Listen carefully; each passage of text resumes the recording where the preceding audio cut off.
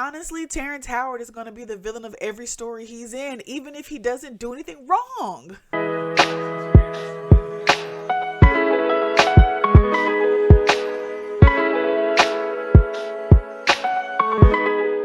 Hello friends, and welcome back to my channel, Beautifully Nerding. I have been doing everything but recording this video. Like, I could have recorded it yesterday and I ended up doing my nails and braiding my hair down instead. And then today I took a nap and then cleaned up, done washed wigs, literally doing everything but recording this video. And it's not even that, hold on, my girls are crooked. Let me get my girls. There we go. See, like literally doing everything but what this week, instead of doing a black classic, I was like, let me do something timely. Let me do something that's recent to the public zeitgeist. And I decided to watch Shirley on Netflix. And it is the story of Shirley Chisholm running as the first African-American female to participate in the Democratic National Convention. So spoiler, she didn't make it. But spoiler for real life events that happened in 1972. So there's that. But essentially this movie kind of tells her story from her becoming a congresswoman, the decision that prompted her to even run for the presidential election in the first place, through her story of when she eventually was no longer in the race. But I feel like in having watched so many of these black classic movies, I'm definitely in a mindset of like drama and intrigue and something has to happen. And that's not what Shirley is. Shirley is literally just, here are the things that happened. There were some ups and downs. And it's really just the telling of the story of what happened to Miss Chisholm as she was along the way. It's not that it was a bad movie. What Keith Lee say, I just wasn't the target audience. But I did decide to wear the big hair for it because, you know, the 70s, the times. Because even sitting here now, I still we got to talk about Terrance Howard. Because, oof. So we have Black Girl Magic Riesling. It is, my light is way too bright. But that is what we are sipping on while we discuss how Terrance Howard is the villain in every movie. Got my nice little auntie cup. Okay, so we start in 1972 with a freshman congresswoman, Shirley Chisholm, taking a picture on the steps of the Capitol and, you know, beginning her trailblazing journey, okay? But of course, haters gonna hate. And she gets put on the agriculture committee. And she's like, now what am I, the representative of the 12th District of New York, supposed to do in an agriculture committee? Because she's like, baby girl, I don't know nothing about no farms, okay? I'm trying to make real change. And they're like, you're a freshman, you have no seniority, you gotta play the card you're dealt. Miss Shirley is having none of that. So eventually she does like bully her way to get into a committee that she wants, which kind of sets the tone that Miss Shirley does not take no for an answer. So in Florida, there had been a committee to elect Shirley Chisholm to her current position as a congressperson, and they surpassed their budget. And their stipulation, you know, if they were able to make, say, $5,000, then she was going to put her name on the ballot for the DNC. And they got like almost 10,000. So she was like, okay, bet. I guess this is what we're doing. Her team doesn't necessarily think it's a great idea because not only is she a woman, she's a black woman. So she got, you know, double minority bringing her down. And it's a white man's game on the hill. And they're like, I mean, we gonna stand behind you, but like, are you sure about this? And of course she is. And that's when I saw that Terrance Howard was in this movie. And Terrance Howard, I don't remember his character's name off the top of my head, but he was the person that's like over her money. And I was like, girl, you playing a dangerous game. You better hope you don't run off with all your money. Because I promise you, it don't matter what movie Terrance Howard is in. He is always the villain. He's always doing something shiesty. He can't be trusted. So Miss Chisholm starts to get her campaign team together. And that includes a national youth coordinator, since this is going to be the first time that 18-year-olds are going to be able to vote in a national election. So it's like, you have to get the youth vote. So you need someone to meet the 18-year-olds where they are. A few scenes of her traveling and campaigning, giving the make sure you're registered to vote speech. Not everybody is registered to vote. A lot of people do feel the way that the young lady felt in the movie. Finally, we get some of the real hate that I'm sure that Miss Chisholm was dealing with the entire time of her just existing and being a congresswoman. Because there was like an earlier scene where like when she first started as a congresswoman before she, applied for the DNC, it was this dude who just like when she would walk into the Capitol, he was 42.5. And essentially it's because he's just baffled that a black woman is making the same amount of money as he is. Congressman, we both been here for at least a week, and you say that to me nearly every day. Nearly every day. I'm amazed that you're able to make as much money as the rest of us. Two things. First of all, since you can't stand the idea of my making 42.5 like you, when you see me coming into this chamber, vanish. But like that was just like light work. Miss Chisholm was out, giving a speech, talking, all the like microphones and stuff. And somebody runs up and is like, "I'm gonna kill you, you black bitch." That was the first part, because at first I was a little like, kind of on my phone doing stuff. But once that happened, I was like, maybe I should put my phone down. Maybe I should lock in to the movie what's happening, because rightfully she was shaken up. Like all she's trying to do is make positive change in the world. Like that's how she sees it. The people who hold all the power and who are, at the tops of all their systems are just like, you making it hot, need you to stop. So Miss Chisholm gets mad at her husband because her husband is essentially her security guard as well. She's like, you weren't there. You were supposed to be here. He was able to get that close to me because you weren't there. Her husband is like, you've been pushing me away. Her husband said that he's been feeling like a side thought to everything else that's going on, because she does have a lot going on. They have like this interview where it's them as a couple, and they kind of have this like heart to heart during the interview, which I thought was really sweet, because it was like, oh, like, what do you love about him? What do you love about her? And they do like all this little sweet stuff. I'm like, oh, that's so cute. And then as soon as the cameras cut, they like snatch their hands away from each other. And I was like, okay, so this isn't lasting much longer. Like what's happening here? So back on the campaign side, it's not doing very well. They got this light-skinned dude who was like, I believe in what you stand for. I want to be your campaign manager. And he already supposedly knew that it was going to be a tough campaign.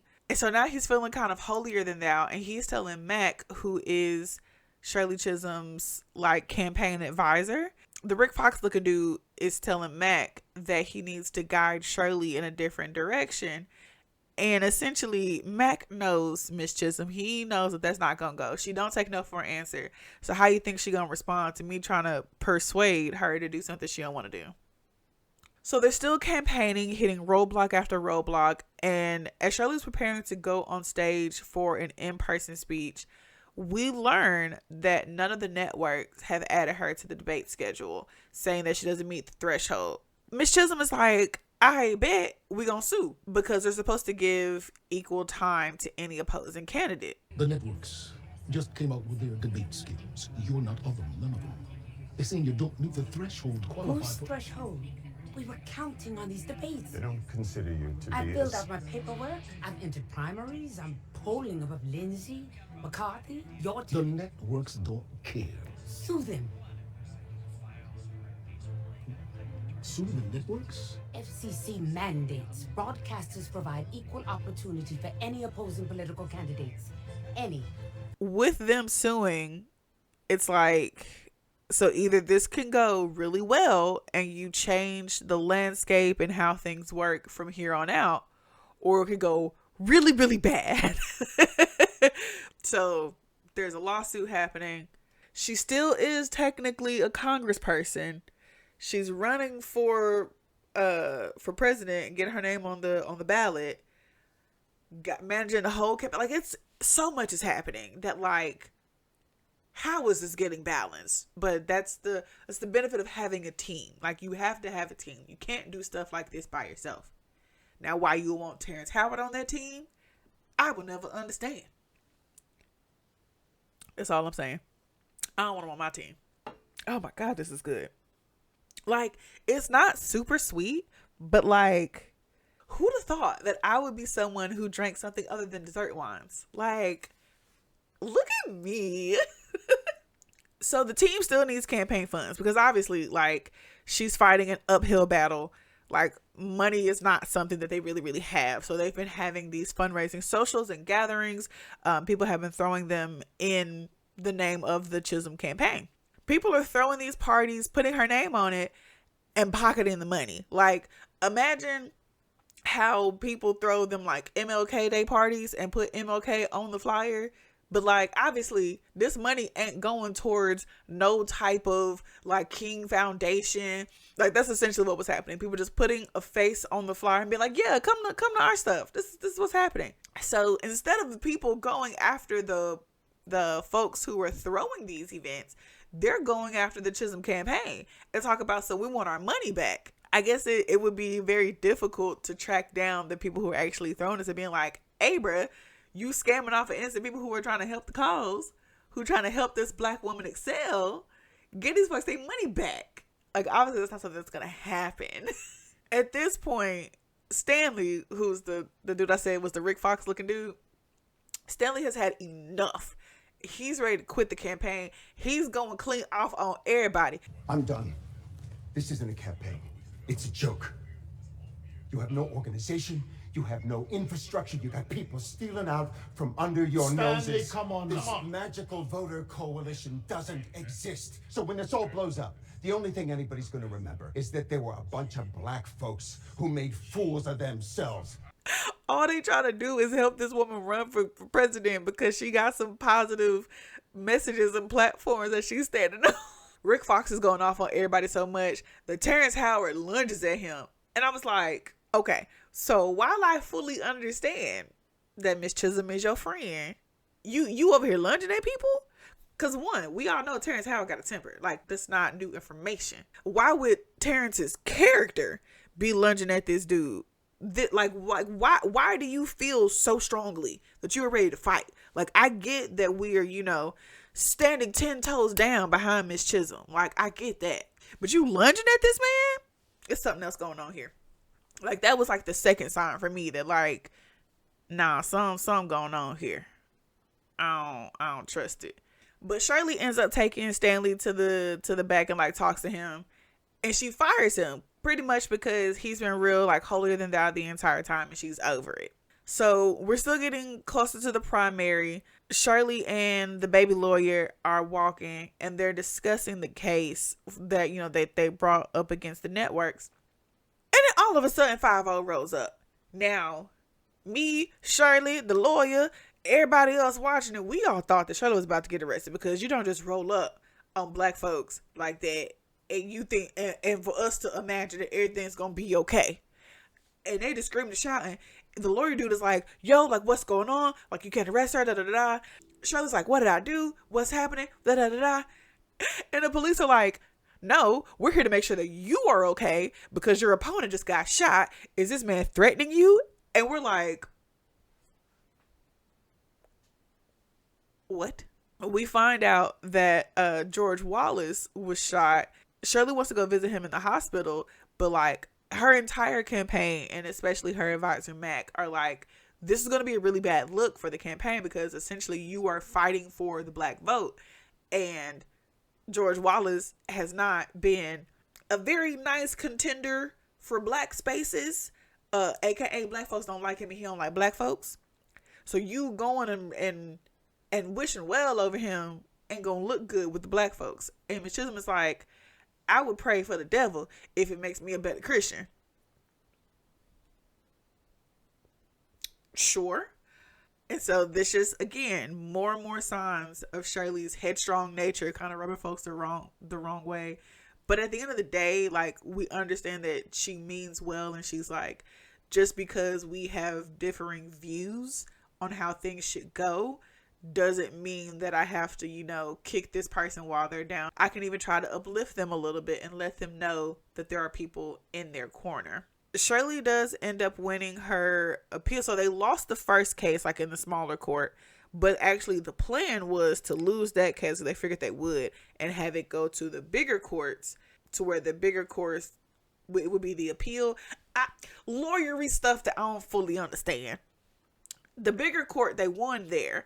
So she is able to now be included in these televised debates. And since she already missed one, she gets like a 30-minute block of time all to herself. With this, they're like, okay, this is great, but we still need to push.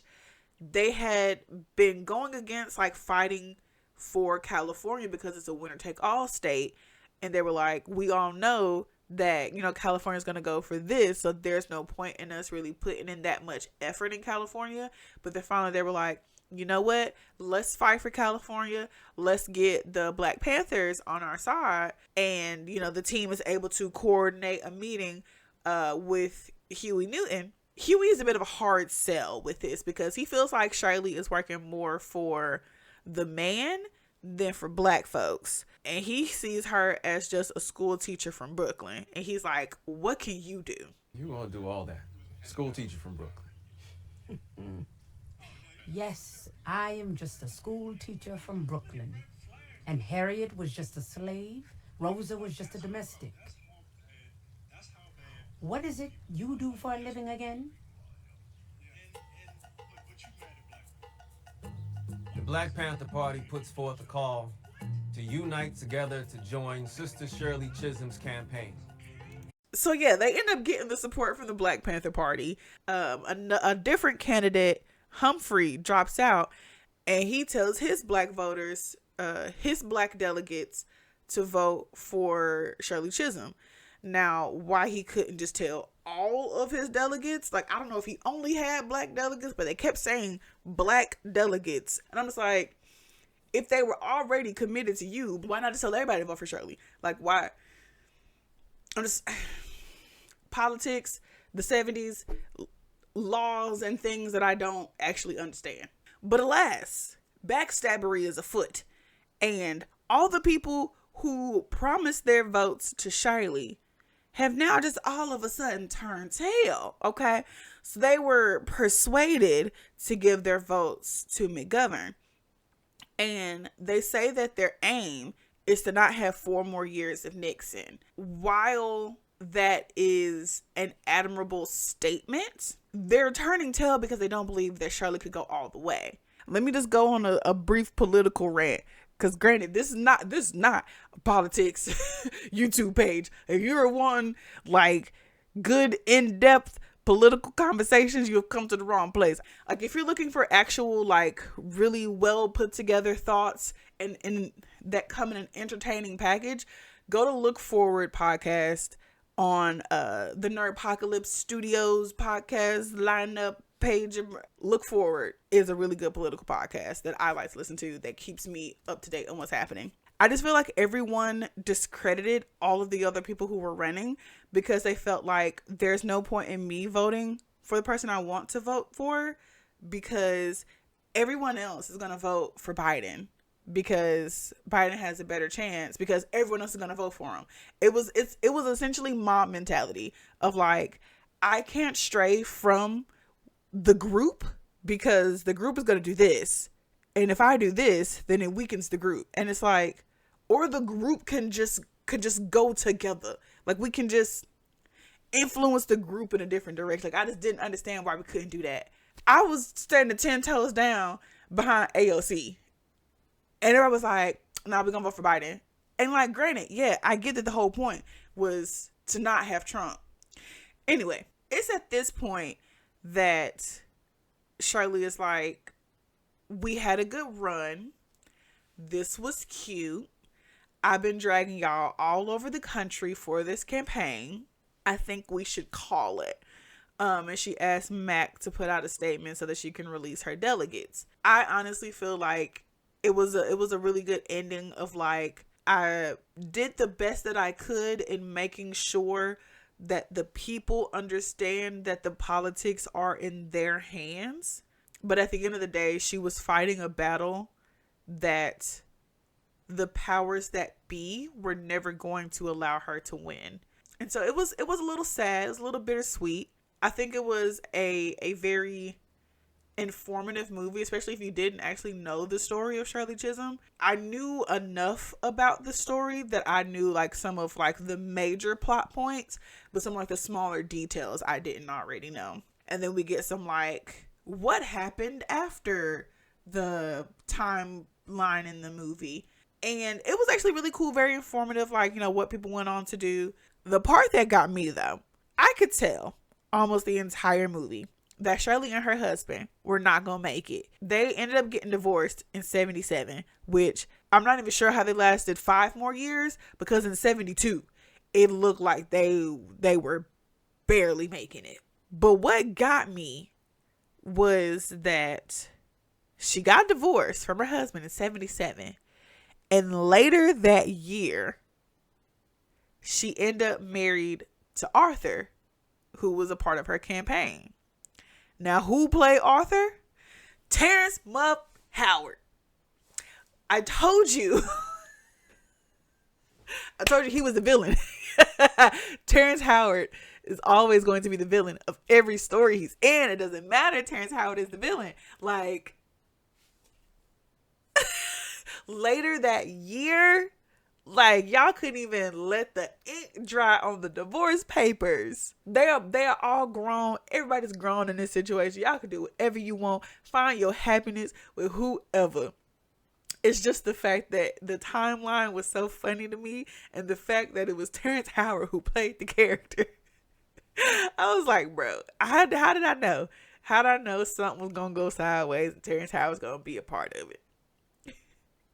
But yeah, so that is Shirley on Netflix, talking about the political campaign for the Democratic National Convention of one Shirley Chisholm. I hope you enjoyed my very brief, I wouldn't even say a recap, kind of a speed run through the movie. I encourage you, if you don't know the actual story, to go ahead and watch it on Netflix. It's very well acted. Everyone in the movie did an amazing job. Like, the acting is top notch. I'm just not a true story biopic documentary type of girly, so it wasn't necessarily my cup of tea, but that doesn't mean that it was bad. It just means that it wasn't for me. With that being said, I hope you all have a great rest of your day, and I'll catch y'all next time. Bye.